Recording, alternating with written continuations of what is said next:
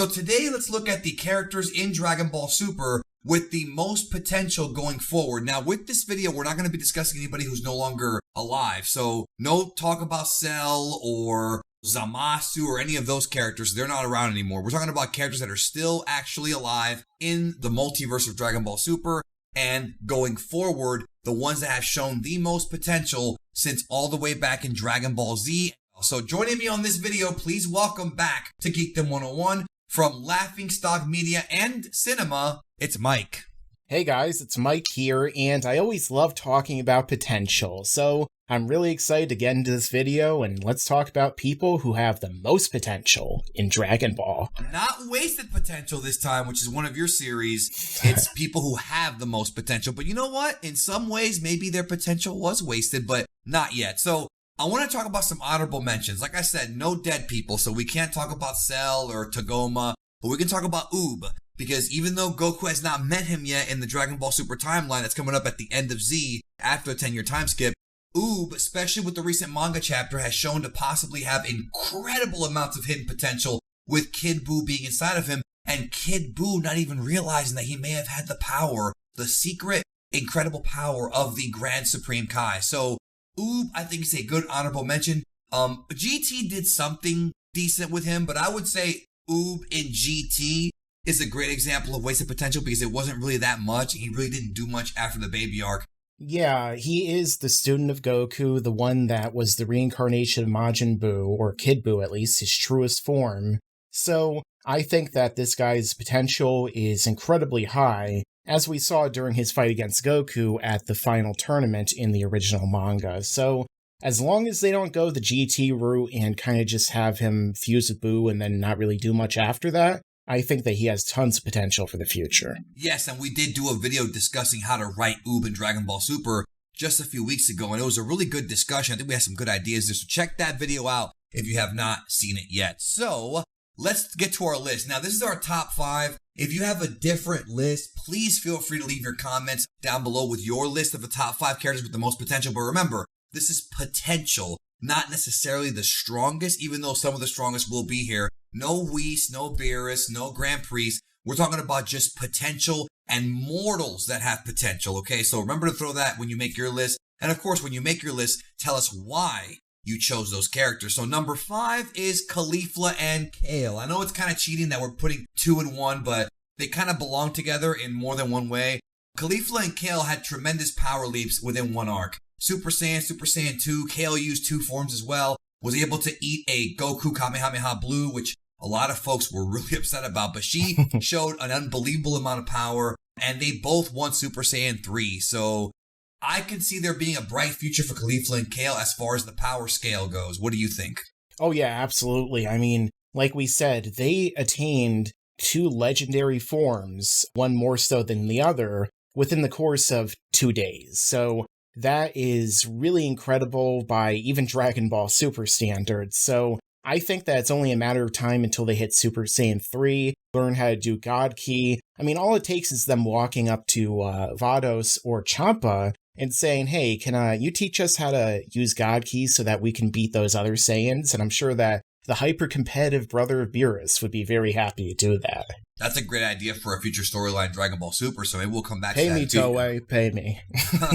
Maybe we'll come back to that in the future video. So number 4 on the list is Frieza, and we've seen it, okay? Frieza himself said he does not train until now, until Resurrection F. He got brought back, was able to leap the entire Rogues Gallery of Dragon Ball Z. He jumped over Cell, Buu, Dabura when Resurrection F happened, and was able to compete with Super Saiyan Blue Goku, at that time the strongest version of Goku we had seen.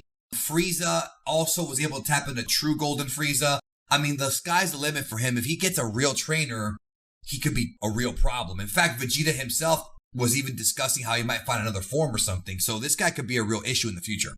Yeah, once again, completely agreed. You know, the guy that is on your avatar is certainly one of the most powerful and has some of the greatest potential of anyone in the franchise. And as I described in my video, which is the power of God Ki in Dragon Ball Super, Frieza is one of the best potential candidates to use God Ki in the franchise, because if he got this powerful without it, just imagine how insane his power would be if he became Platinum Frieza or Diamond Frieza or something like that. Adamantium Frieza, watch out.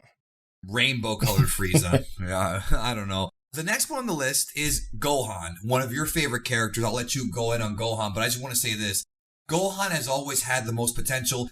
Vegeta himself said that Gohan would surpass all of them if he took it seriously. Also, we've seen unbelievable leaps in power from Gohan. We've seen this kid within 1 year, the Room of Spirit and Time, tap into 3 different Super Saiyan forms. 1, full power, and 2, albeit briefly. We've seen him just annihilate Perfect Cell. Got a whole video on that one that should probably be out after this one, but I'm not sure when. I'm still working on that video. In the Buu Saga, when he trained with the Z-Sword, he leaped in power. And then if we fast forward to the Tournament of Power arc, in about 2 hours after training with Piccolo, Ultimate Gohan got so strong he was able to not only handle himself against Blue Goku, but he got so strong he could compete with Dispo in the Tournament of Power, who was able to give Hit trouble. So again, Gohan jumped so high in just a few hours of training in Super that he has to be put on this list, bro. He has to be. Yeah, Gohan's history of power and incredible potential goes all the way back to the original arc that he was introduced in. And even all the way back then, we had the words of Vegeta echoing in our heads about the human Saiyan hybrids, and how great their potential could be. And we even had Nappa suggesting, do you think we should breed with the Earth Women so that we can have our own army of incredibly powerful hybrids? Which, horny Nappa, bro. That's one of my favorite lines in the Japanese version. I don't think he said it in the dub. Yeah, exactly. So I think that it's pretty evident just looking at every time Gohan surpassed Goku, either out of rage or because he attained some incredible new echelon of power, be it Super Saiyan 2 or Ultimate, that it's pretty clear that if he were to train just like Goku and Vegeta did, or to even go back right into the time chamber for another day or two, he would come out so much more powerful than almost everyone, other than perhaps the 2 characters we're going to be talking about after him. And you're right, dude. He has almost infinite levels of potential, because we've seen him do some of the craziest power leaps ever. And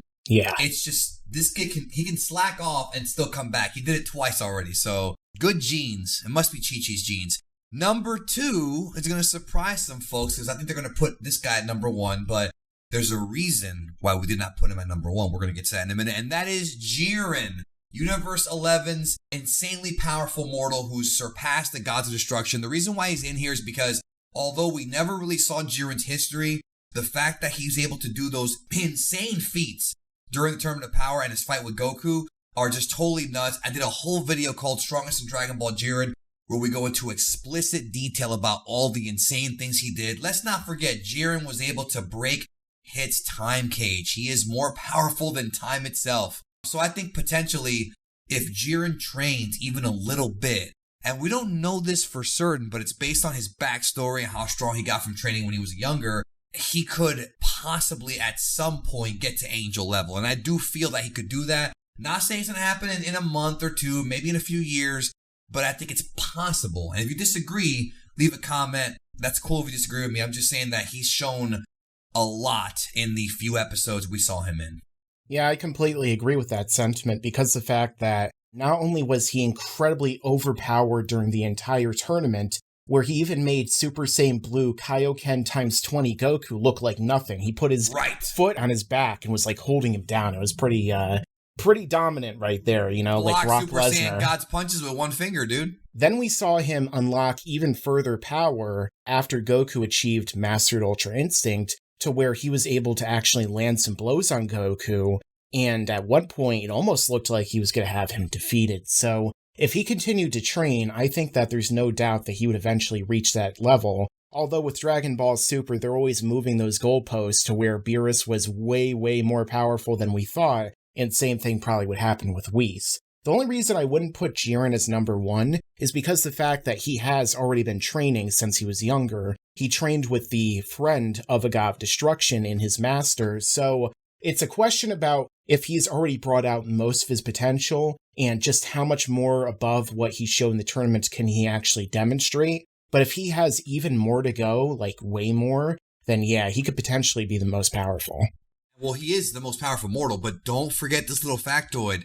he was not going at full power. He was still suppressing himself because you cannot kill in the Tournament of Power. We have not even seen him at complete, I want to murder you levels. We have not seen that yet, and God knows how scary that would be.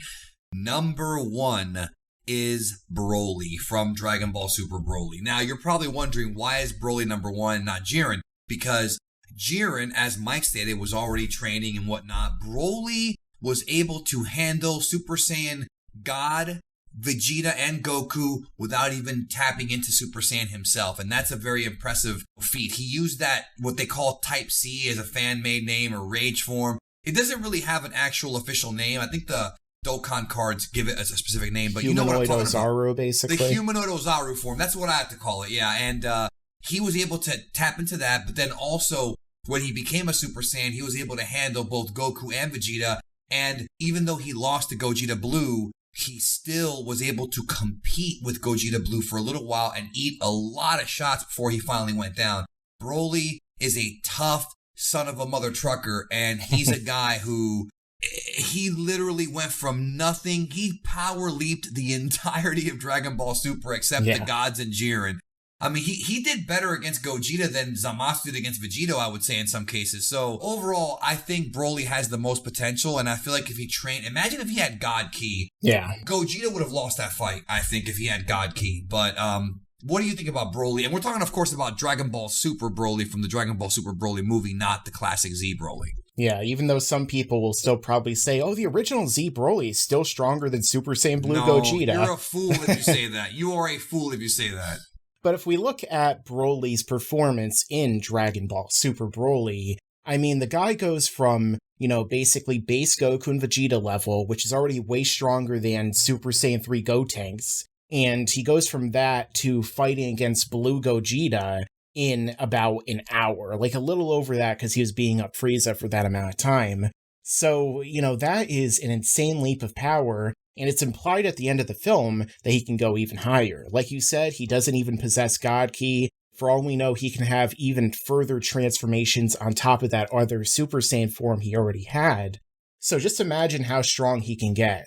Now, of course, there is a little bit of debate if he was stronger than Jiren and Ultra Instinct Goku in the tournament. A lot of people say no, but at the same time, I mean, it is kind of difficult for me to imagine that the Mastered Ultra Instinct multiplier, is more powerful than even the fusion of Goku and Vegeta plus the Super Saiyan Blue multiplier on top of that. Whatever that is. Yeah, we have no idea because they won't tell us, but that's up for you guys in the comments section to decide. I just think that it's undoubtable that Broly has perhaps the greatest potential of any character in Dragon Ball right now. Can you believe that you said that in 2019, dude? Like, imagine, and you're the guy who's known for making that video, why Broly is not that strong for the original Broly. Now this new Broly, it's like, he really is that strong. He really is that strong. I mean, Lord knows what they're going to do with him in the future. So let us know in the comments, your 5 or however many you have, biggest potential characters. Remember, they have to be mortals and they have to be alive. I don't want to hear about Garlic Jr. being immortal. I mean, I guess he technically is still alive, but he's been lifting weights in the dead zone for decades. He's ready, guys. Maybe Harold will talk about him soon. I certainly hope so, because he's got some huge gains. Anyways, thank you, Mike, for being here, and check out Laughingstock Media. You should know who he is by now, and if not, check him out. Thanks for having me, and see you guys later. Bye.